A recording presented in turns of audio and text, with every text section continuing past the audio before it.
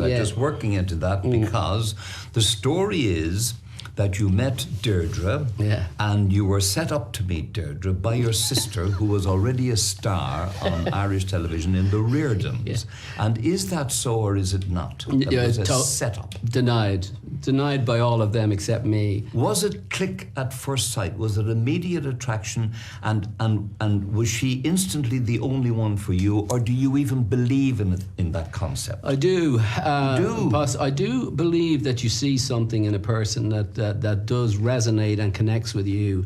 But I was afraid, very fearful. I was in contention with my old man at the time.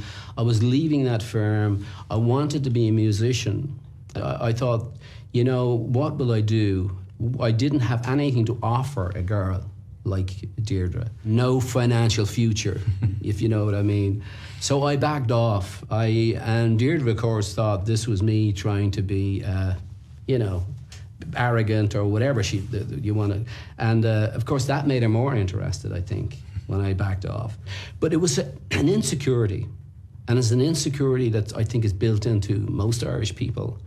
Are you generally a pessimistic person or an optimistic person? I would say pessimistic. I'd say glass half empty rather than glass half full. Even now? I fear. Even now, yeah. I have this thing about they're all going to wake up and say, who's he? What? You know, that they're going to find out. But there's an insecurity built into the Irish where they don't think they're as good as they are. Is it a money insecurity or is it something else? It could be both. I realized then when I was sort of financially stable, let's put it that way, that it wasn't about the money. That money, and fame, that doesn't really matter. By the way, why were you never a drinker?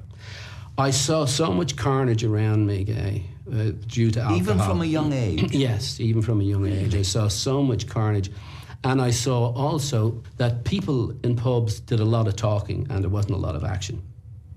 I also saw a lot of money being wasted on alcohol that could have gone elsewhere. But in the musical company you were keeping, if I may say so. Yes.